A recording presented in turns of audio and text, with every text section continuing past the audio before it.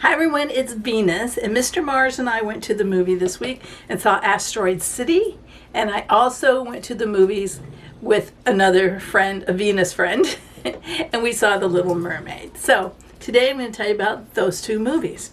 Well, the first one we saw was Asteroid City, and Asteroid City is supposed to be sort of a futuristic movie, but futuristic in the 1950s, that kind of thing. And something big happens, earth-shattering type thing happens. And, well, let me rephrase that. Starts with a family being stranded in Asteroid City in the desert because they're bringing their kid out, the oldest kid, to the Junior Stargazers convention or something where he's going to get awards and they show what they've invented or whatever. And then something amazing happens while they're there. And it's an ensemble of people who've brought their kids, like Scarlett Johansson brings her daughter, a couple other actors. I can't remember everybody's name right off the top of my head. Anyway, they bring their kids. And it's a very stylized movie. In that way, it was visually pleasing to look at. The colors were soft and a little Southwest. And yeah, it was definitely pleasing to look at. The acting was good. But I have to say, it really just wasn't my type of movie. And to say that, Tom Hanks starred in it isn't exactly true. He's in it, but he definitely has a smaller part in it. It's Jason, what is his last name, Schwartz or something? He used to be on a HBO or Showtime, I think HBO, with Ted Danson and a couple people. I can't remember that show. Maybe you do. I don't know. But anyway, he did a really good job. He's the father of one of the kids, a kid who wears something on his shirt that says Brainiac. And on top of coming to this convention and the car dying on him, they're kind of stuck there. They call Grandpa, who is Tom Hanks, to come get them. Sorry. I've been having trouble today. I started with makeup, with mascara and stuff, but moisturizer and stuff got into my eyes because I don't know what the temperature is, but it's devil temperature here in Florida right now. And it just melted stuff into my eyes, which made them burn, and water, and then mascara all over my face. So I'm still suffering from that just a little bit. But anyway, back to the movie review. So he comes out to help them. And as it turns out, he is Jason Schwartz, I think, or Schwartzman, whatever. I didn't look it up, I'm sorry. It's his father-in-law.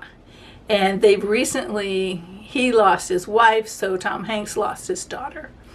And yeah, so on this trip, he also has to tell the kids that mom is gone. And anyway, there's that. And then there's the whole other part of the story. And yeah, Jerry didn't like it at all. And I think he nodded off a couple times during it. And it's just not my type of movie. I'm not saying that it's a bad movie. It was probably done very well. It just really wasn't my type. I think one of the things that threw Jerry off is that it's a movie, but it's a play at the same time, if that makes any sense. And the play part is black and white, and then the movie part is in color. So it's like, I think I don't know, I'm trying to remember, yeah, they're like shooting a movie from a play. I don't know. It was very odd, and it took a minute to follow some things. Sometimes I go, oh, okay, now I get it, kind of thing. But yeah, there was a lot of good lines in there. Not really the kind of things that make you laugh out loud. Maybe once or twice, a little bit of a giggle, but yeah, I don't know. Not my type of movie, but I'm not going to say it's a bad movie necessarily. Jerry definitely gives it a thumbs down. I guess I would too. I guess I would not feel that I could recommend it to someone to go see it. But if you like that type of movie, apparently Wes Anderson is known for that type of movie. So if that's your thing, then you would probably like it. But I don't know. For me, it kept my attention most of the time, but there were times that I was kind of bored with it too, to be honest. So All right, so on to the second movie I saw with a female friend. So Venus and Venus go to the movies. We went and saw The Little Mermaid. Now that's been out a little bit, obviously, but to be honest, I don't know the story of The Little Mermaid. Never saw the 1989 version, which I think was animated, and I kind of thought this was animated, but it's not. It's that mixture of some animation or CGI and human. I don't know how they do it. In fact, a good part of this movie, I'm like, how do they do that? See, I can't relax during animation and this CGI human interaction because I'm always trying to figure out how did they do that. But anyway, Little Mermaid is an excellent movie. I mean, it's Disney, okay? It's, they don't really go wrong much. It was a beautiful movie, as was Asteroid City visually. But Little Mermaid was a beautiful movie. It had some nice music. And there was one part where they're sort of singing, under the sea, and they've got this Caribbean kind of music, calypso, whatever, and I just thought, wow, it feels like I'm at Disney, like you're in a ride, But yeah, I enjoyed the Disney movie. Very predictable, of course, but for the age group, you're not going to complicate it too much for the age group. I think that these movies are geared toward. But yeah, even as an adult, though, I did enjoy it. I was glad that Ariel had red hair still, because I remember as a kid, every doll almost was blonde, and then every once in a while there'd be brunette, but there were never just redhead stuff except for like Raggedy Ann, and there just really wasn't. So I remember when they cast her and there was that big controversy, and I remember thinking, oh, I hope they kept her red hair. Because you just don't see it that much in children's toys and stuff, or you didn't when I was a kid, and I noticed that as a kid. Honestly, I really did notice that. I felt, I don't know, like I wasn't part of it. I wasn't like, I don't know, like I was outside the bubble, kind of. So anyway, this movie, getting back on track again.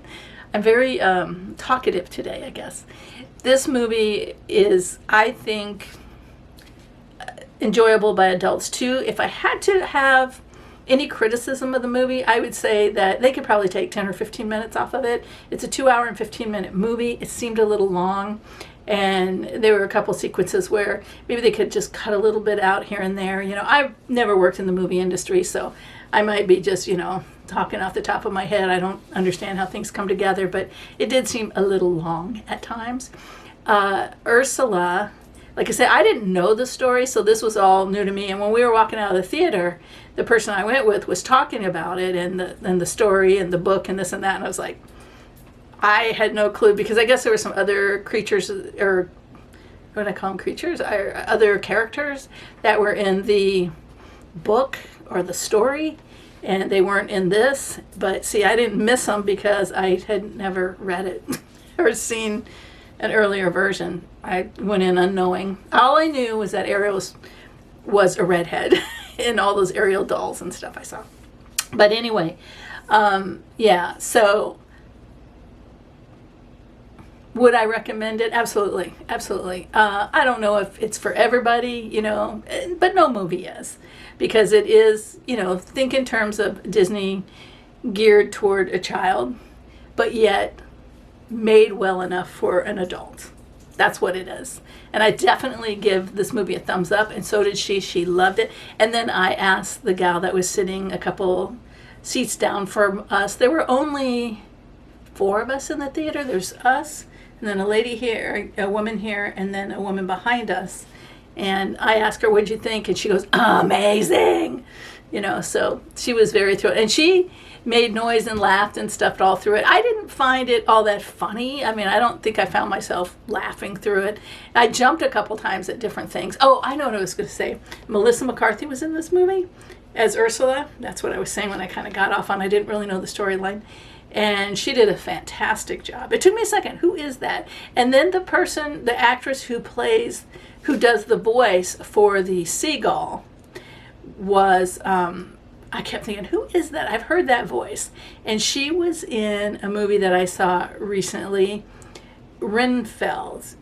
I don't know if I'm saying her name right, but Aquafina. I almost sound like I'm saying the water bottle, but anyway, she that her voice was perfect for that character, as was the crab. I was a little confused by a character named Flounder, though, because he wasn't a flounder. He was a different kind of fish. A flounder is a flat fish, like a halibut, right? I mean, but this wasn't. This was definitely not. I don't know. Maybe there's other flounders that swim this way instead of this way. But anyway, so for me, I'm going to thumbs down Asteroid City. It's not a terrible movie. It's not that it's a bad movie, just not at all my taste. And and then Little Mermaid, I'm going to give it a thumbs up. Nice production. Could have been a little shorter, but other than that, very, very well done and a beautiful film to watch. Thanks a lot. See you at the movies.